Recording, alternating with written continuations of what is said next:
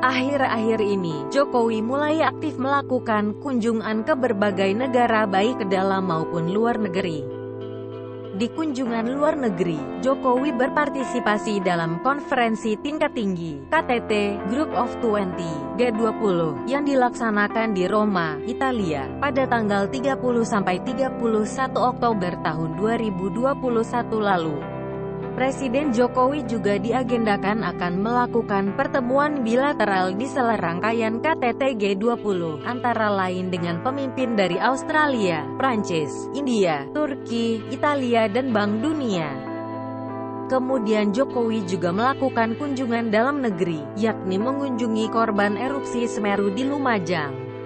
Jokowi diagendakan untuk meninjau korban dan wilayah terdampak bencana banjir. Bukan cuma sibuk kunjungan ke berbagai negeri, Jokowi juga tidak sungkan mengundang tamu dan perwakilan untuk datang ke Istana Negara. Baru-baru ini, ia menerima 6 perwakilan warga Liang Melas Datas Kabupaten Karo, Provinsi Sumatera Utara.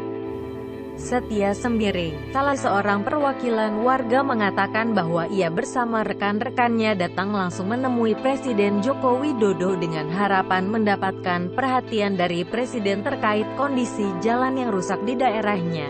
Jadi, karena kecintaan kami sudah ada mendapatkan hasil pertanian kami berupa buah jeruk, maka kami ingin mengantar oleh-oleh untuk Bapak Joko Widodo. Menurutnya, jalan yang rusak tersebut juga berdampak pada warga di 6 desa dan 3 dusun di Liang Melas Datas. Jalan berlumpur membuat hasil pertanian yang ingin dipasarkan tidak maksimal. Tidak sedikit jeruk hasil bumi para petani di 6 desa dan 3 dusun Liang Melas Datas hancur akibat terjatuh saat pengiriman keluar wilayah.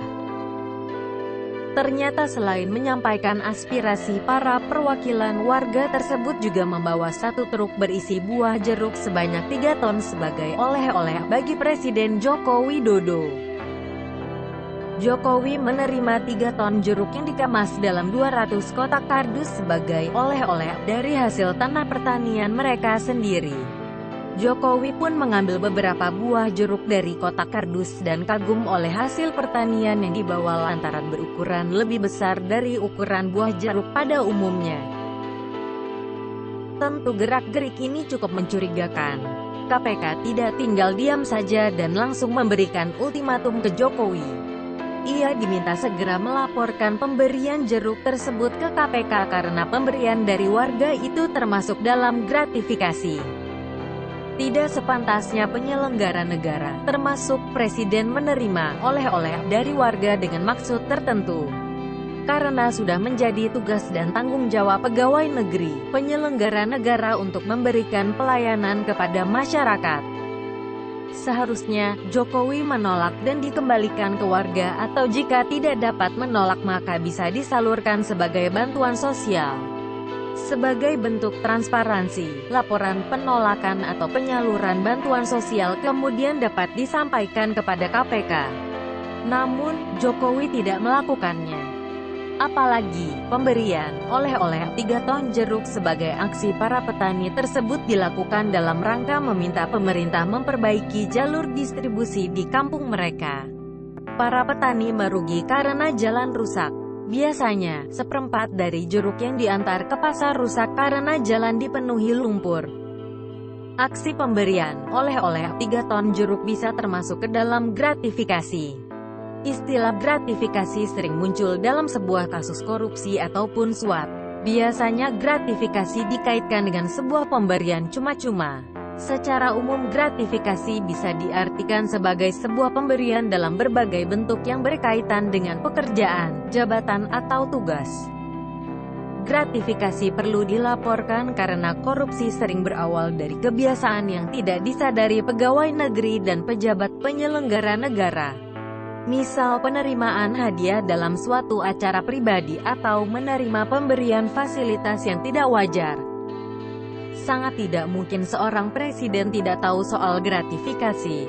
Total gratifikasi hasil laporan Jokowi berjumlah 12 objek dengan nilai mencapai 8,788 miliar rupiah. Kok sekarang cuma 3 ton jeruk saja tidak mau lapor? Apakah ada udang di balik batu? Jangan mentang-mentang pemberian dari rakyat kecil dan dikira tidak ada yang peduli. Seorang pemimpin harus tetap menjaga kredibilitasnya untuk mencapai sebuah tata kelola pemerintahan yang bersih. Kalau kita tolerir, mana tahu ke depannya presiden menerima barang-barang mewah dan tidak melapor ke KPK dengan dalih dari rakyat kecil. Jokowi sudah sepatutnya menolak pemberian gratifikasi dengan harapan untuk memperlancar urusannya. Gratifikasi seperti ini bisa disebut juga sebagai suap. Selain menyebabkan perilaku koruptif, gratifikasi juga dapat merusak birokrasi. Kebiasaan-kebiasaan tersebut pada akhirnya akan menjadi budaya dan dianggap lumrah. Lalu, kapan kita bisa maju? Selamat datang di negara boneka.